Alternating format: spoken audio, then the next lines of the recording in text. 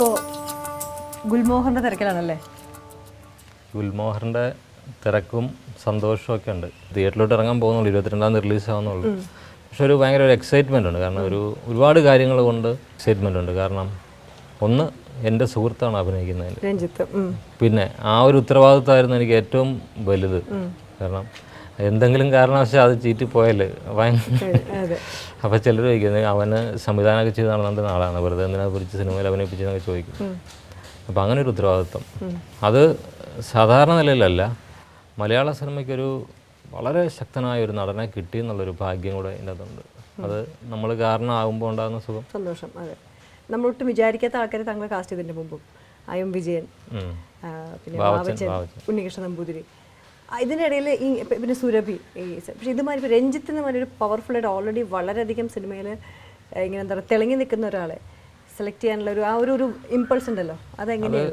ഞാനും രഞ്ജി നമ്മളുടെ സുഹൃത്ത് ബന്ധം വളരെ നേരത്തെ ഉണ്ട്. ഞാൻ സിനിമ സഹസംവിധാനമായിട്ട് ഭരതനോട് ചെയ്യുമ്പോൾ തന്നെ രഞ്ജി അന്ന് തുടങ്ങിയിട്ടുണ്ട്, എഴുത്ത് തുടങ്ങിയിട്ടുണ്ട്.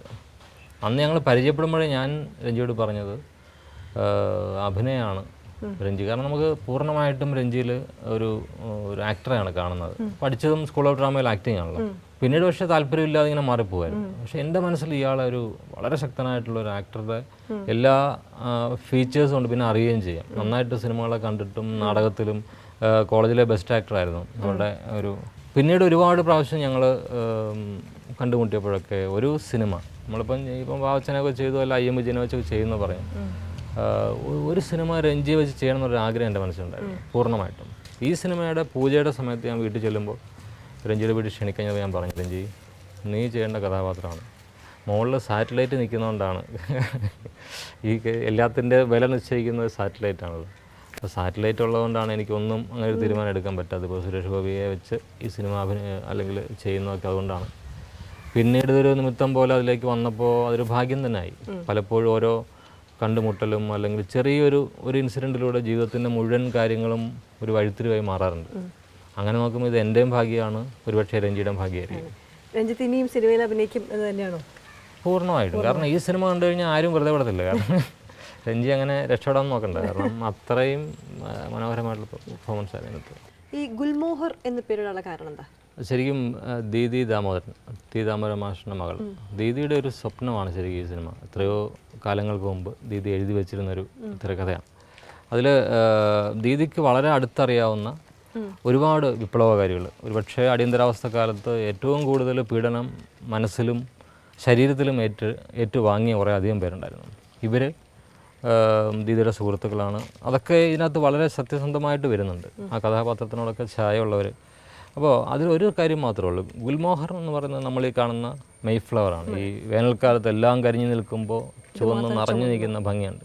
അപ്പോൾ ചുറ്റുമുള്ള എല്ലാ അഗ്നിയും ഏറ്റെടുത്ത് സ്വയം പുഷ്പിച്ച് നിൽക്കുന്ന ഒരു മരത്തിനോട് ഉപമിച്ചിരിക്കുകയാണ്. അതെങ്ങനെയാണെന്ന് വെച്ചാൽ ഇന്ദുചൂടൻ, രഞ്ജിത്ത് ചെയ്യുന്ന കഥാപാത്രം, മറ്റുള്ളവരുടെ വേദനയിലാണ് അയാളുടെ വേദനയായി മാറുന്നത്. സ്വന്തം വേദന അയാൾക്ക് പ്രശ്നമല്ല.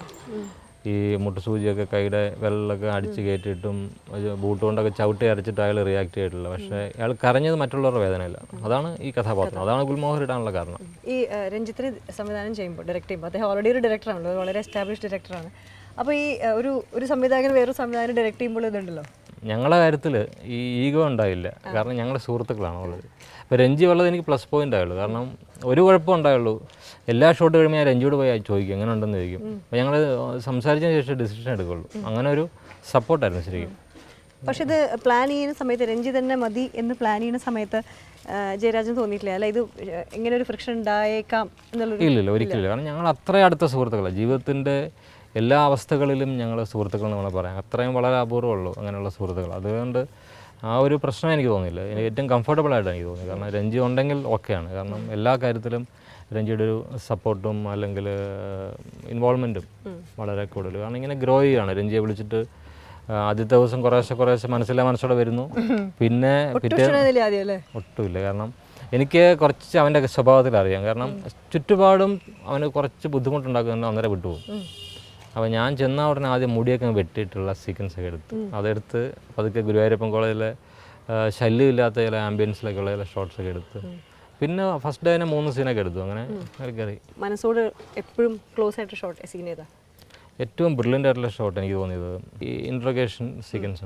അതിൽ ഇയാൾ ഇടി കൊണ്ടതിന് ശേഷം ഇയാൾ പെർഫോം ചെയ്യുന്നതും, കാരണം ഇത് വരും വരായികളെ കുറിച്ച് ഓർത്ത് ഞാൻ വളരെ ആലോചിച്ചെടുത്തുള്ള തീരുമാനമാണ് എൻ്റെ ഇത്, അല്ലാതെ പെട്ടെന്ന് ചാടി പുറപ്പെട്ടതല്ലെന്നുള്ള അയാളുടെ ഒരു ഡിസിഷൻ. അതായത് മൊത്തം സിനിമയിൽ ഈ കഥാപാത്രത്തിൻ്റെ തീരുമാനമാണ്. അത് പറയണമെങ്കിൽ അയാളുടെ ജസ്റ്റേഴ്സും അയാളുടെ ലുക്കും അങ്ങനെ ഒരുപാട് കാര്യങ്ങളുണ്ട്. നമുക്കൊരിക്കലും ക്യാമറ ഓൺ ചെയ്തിട്ട് കട്ട് ചെയ്യാൻ തോന്നില്ല, കാരണം അയാളിങ്ങനെ ഫ്ലോ ചെയ്തുകൊണ്ടിരിക്കുകയായിട്ടും ചെയ്യും.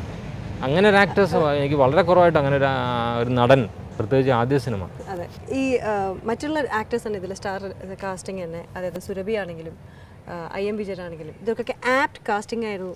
അതിൽ ഏറ്റവും ആപ്റ്റായിട്ട് എനിക്ക് തോന്നിയൊരു ഭാഗ്യവശാൽ കിട്ടിയ അത് രാജാമണിയായിട്ട്, മ്യൂസിക് ഡയറക്ടർ രാജാമണി എന്തൊരു പെർഫോമൻസ് ആണ്. ഇപ്പം ഇതിനപ്പുറത്തൊരു കാസ്റ്റിംഗ് ഇല്ലെന്ന് തോന്നും, അത്ര തന്നെ. പക്ഷേ രാജാമണി തന്നെ ഡബ് ചെയ്യണമെന്ന് പറഞ്ഞു. ഒരു ശകലം തമിഴിൻ്റെ ചുവയുള്ള മലയാളമാണ്, പക്ഷെ അത് നന്നായിട്ട് ഹെൽപ്പ് ചെയ്തു ഈ പടത്തിൽ. ഇങ്ങനെയൊരു കഥ സിനിമയാക്കാനായിട്ടുള്ളൊരു തീരുമാനം എങ്ങനെയായിരുന്നു ജയരാജന്, സംവിധായകന്?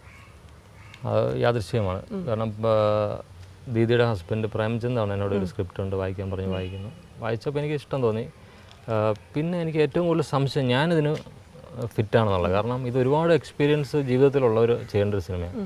80കളിൽ പ്രത്യേകിച്ചും ഈ മലയാളത്തിലെ ഒരുപക്ഷെ ഏറ്റവും ശക്തമായൊരു രാഷ്ട്രീയ ചിത്രം ഇതിനെപ്പറ്റി പറയാം. ഞാൻ തന്നെ ഫോർ ദ പീപ്പിളും ബൈ ദ പീപ്പിളൊക്കെ ചെയ്തത് അതൊക്കെ ഒരു പുതിയ തലമുറയുടെ ഒരു സ്വപ്നം എന്ന് മാത്രമല്ല, എൻ്റെ ചില തോന്നലുകൾ മാത്രമേ ഉള്ളൂ. പക്ഷേ ഇത് അതല്ല, യാഥാർത്ഥ്യത്തോട് അത്രമാത്രം അടുത്ത് നിൽക്കുന്നു. ഒട്ടുമിക്ക കഥാപാത്രങ്ങളും ജീവിച്ചിരുന്നവരും ജീവിക്കുന്നവരുമാണ്.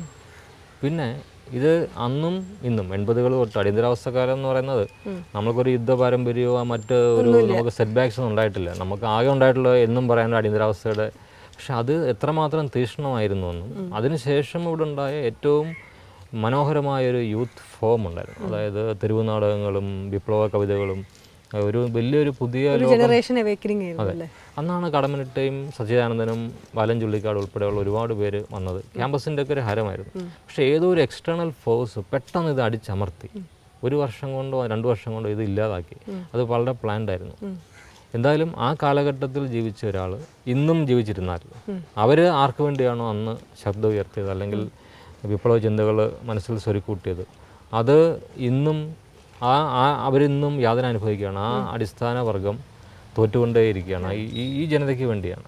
അപ്പോൾ അങ്ങനെ ഒരു ആശയമൊക്കെ പറയണമെങ്കിൽ വ്യക്തമായിട്ടും ജീവിതത്തിൽ എന്തെങ്കിലും അത്തരത്തിലുള്ള എക്സ്പീരിയൻസ് വേണം. പക്ഷേ എനിക്കാകെ അറിയാവുന്നത് CMS കോളേജിൽ പഠിക്കുന്ന കാലത്ത് അടിയന്തരാവസ്ഥയുടെ ലിമിറ്റേഷൻസ്, കോളേജിൽ ഒരു മുദ്രാവാക്യം വിളിച്ചാൽ പോലീസ് വരുമെന്നുള്ളൊരു ഭയം. പിന്നെ എൻ്റെ ഏറ്റവും അടുത്ത എൻ്റെ അമ്മാവൻ അന്ന് കോട്ടയത്ത് മാർക്സിസ്റ്റ് കമ്മ്യൂണിസ്റ്റ് പാർട്ടിയുടെ ഏറ്റവും ശക്തനായ ഒരു നേതാവോ പ്രവർത്തകനായിരുന്നു രാമേന്ദ്രൻ. അദ്ദേഹം അടിയന്തരാവസ്ഥക്കാലത്ത് ജയിലിൽ പോവുകയും ഒരുപാട് പീഡനങ്ങൾ അനുഭവിക്കുകയും ചെയ്തു.